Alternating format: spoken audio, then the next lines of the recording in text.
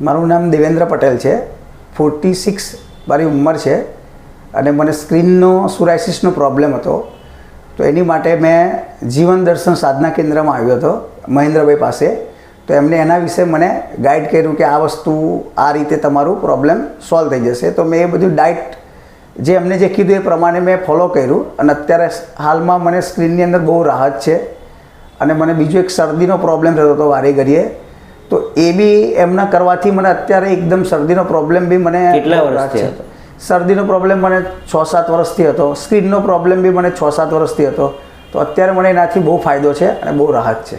અને એનર્જી કેવી લાગે છે? અને આની અંદર તમે આ બધું કરવાથી તમને એનર્જી રહે જ છે.